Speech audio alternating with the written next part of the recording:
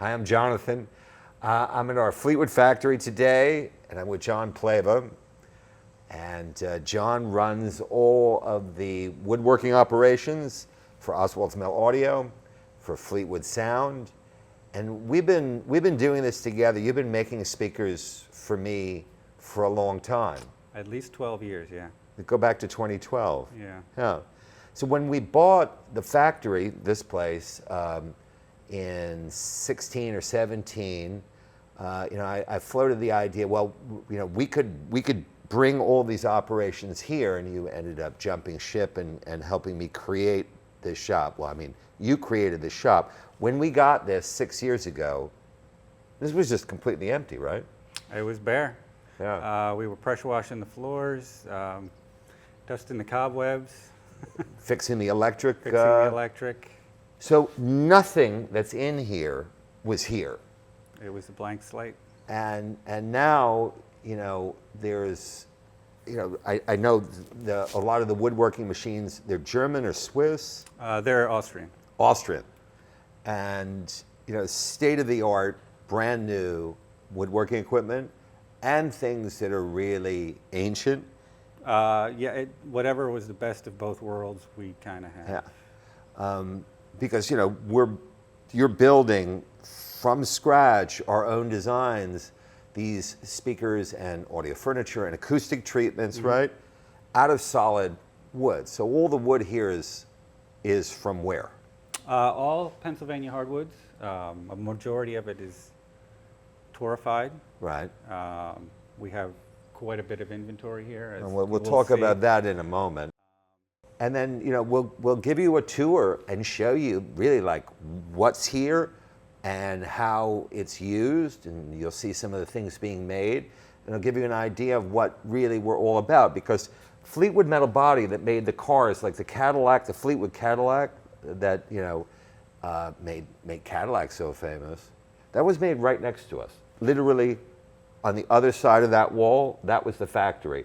So we're continuing this tradition of... Well, here they made Brooks Brothers shirts. Oh, Brooks Brothers shirts, okay. So we've not far off from... We've given up in this country making like the finest, most beautiful things, and we're trying to bring that back. So I'd like to have John, show us around, and I think you'll find it really interesting. So there's really, like, as you walk around this place, two kinds of machines that you can see.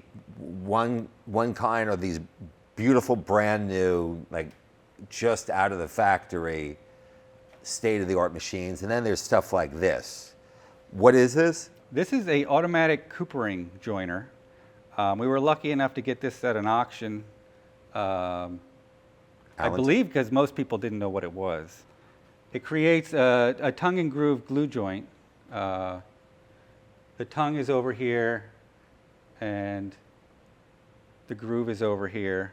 You'll send the piece through, and then you send the opposite side through here. And it can do it on an angle. It can do it on angles. We can make horns out of it. So you can put a joint in those segmented horns that we make, for example, like for the Imperia. So when we do a run of those, this is the machine we can How use. old is this? This was manufactured in 1939, but I think it was designed well before that for pulley So systems. before electricity, factories that had big woodworking machines like this, they were steam powered, and the steam drove these belts, which drove a machine like this. This was, like John's saying, probably like the first example of these machines where they electrified them. Yes. You got this from a wood shop in Allentown that... We got this from a wood shop in Allentown. I believe they bought it new because they still have the manuals for it. And so we're really keeping this tradition going of this Pennsylvania woodworking thing, using machines that no one else has. They don't even know how to, what they're for, and against and alongside state-of-the-art brand new machines. It's kind of a cool thing. Yeah. This is really, you'll see this, and we'll get some footage of this, working. It's pretty cool.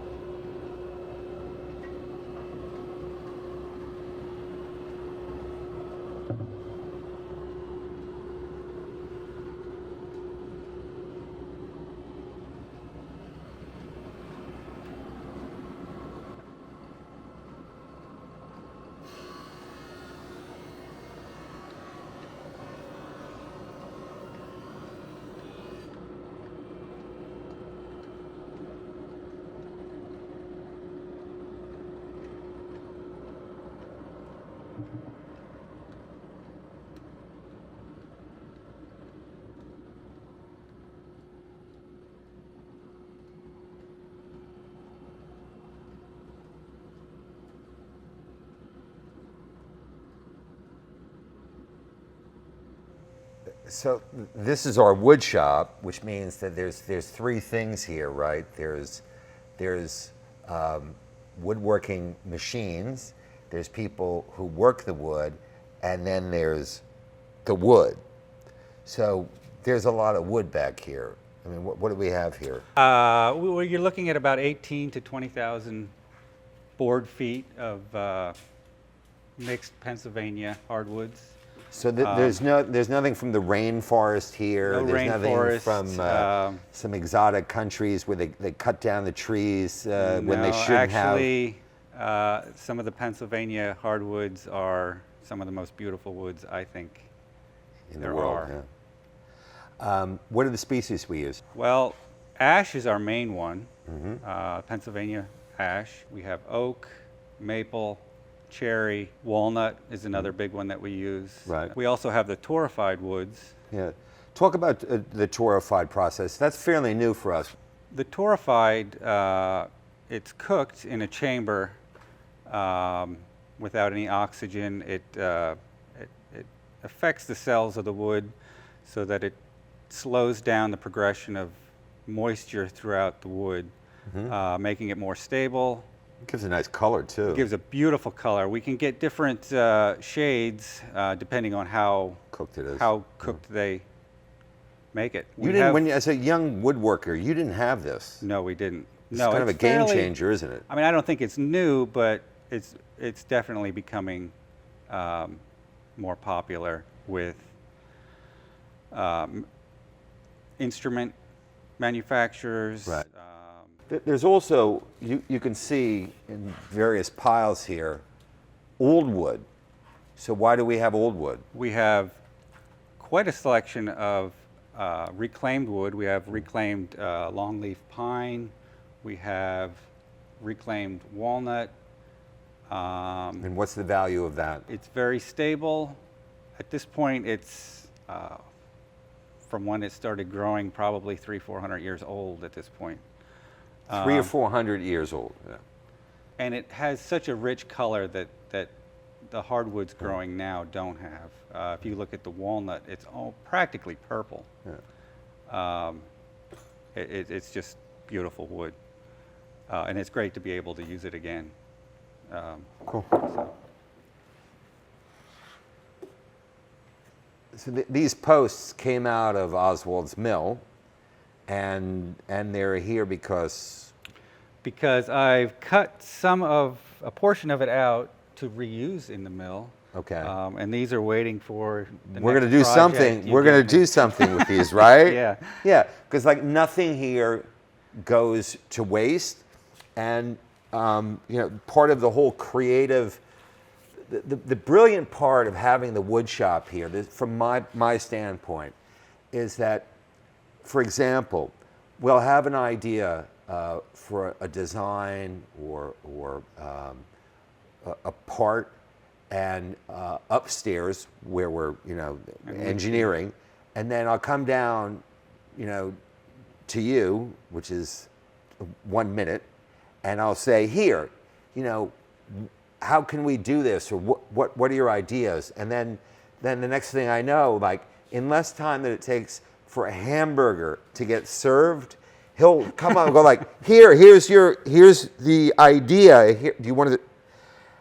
And then stuff like this, which would get thrown away, this will get turned into something cool that we'll go with. Obviously, it's not going to be a speaker because we don't have that, but we'll come up with some interesting piece of audio furniture, because we're not like just a loudspeaker company. Oh, absolutely not. We're a lifestyle company. In fact, there's some things here like the chair that we've been working on. We're making an audio lifestyle, so that extends into beyond the speakers, into the audio furniture, and actually acoustic treatments, that's next, because that's the next station. Yeah. So we can look at the acoustic treatments. And this is some of the reclaimed walnut. Yeah, you see that this you is can a see the color in color. walnut that you don't see today. And that's a pocket that where there you're was not gonna- where the beams went in. So this is part of the collection of the vintage wood that we make into special products.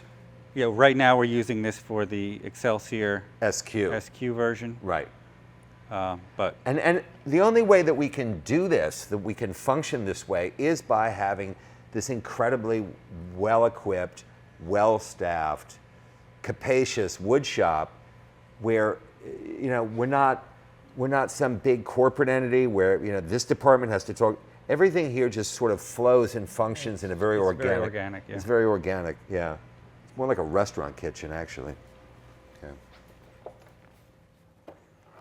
so right here we have some of our veneers. This is an olive ash. This is ash. Okay. It's ash, but So this is called veneer. And I mean, people probably know that word. What I think people don't know is that when you see something made out of wood today, and especially every loudspeaker, if it looks like a wooden loudspeaker, it's fake. It's not an actual solid wood loudspeaker. It's a box made out of like what, typically it's MDF, MDF or flake board. particle board.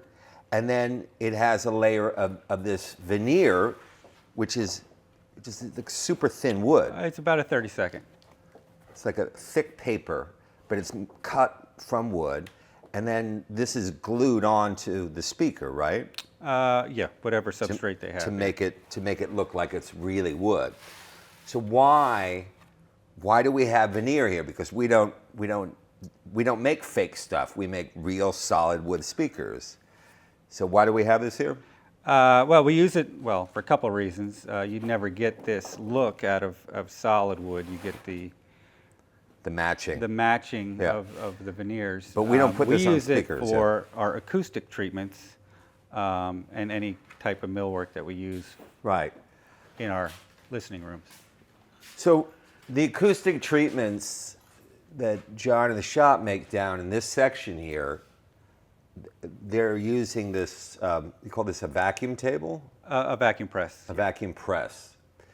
And this is the form for one of the large acoustic treatments we make.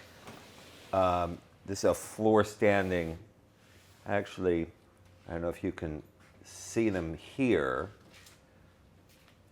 This is without the veneer, and that's with veneer. So we lay up our cores, and then we'll decide what veneer we want and lay the veneer on it. So we get this really attractive wooden finish. It's all actually wood, right? Oh, absolutely, yeah. There's no fake material in here. And this way we can give it the look we want. And the important thing is the shape, because we couldn't bend big thick pieces of wood to do this. We have to make it out of layers. Yes. So that's the whole point of this area. John, this is the more realistic, thing that we make down here. This is natural ash. This is steamed, dyed ash. Okay. Gray. And this is about this thick. It's bendy, and this goes on the wall and diffuses the sound waves to make the room sound better, so that your speakers from us, hopefully, that they sound better. All this takes place in this area using the technology, which is ancient, of veneering. Yeah.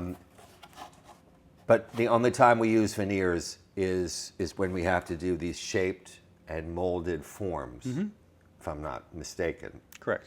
Good.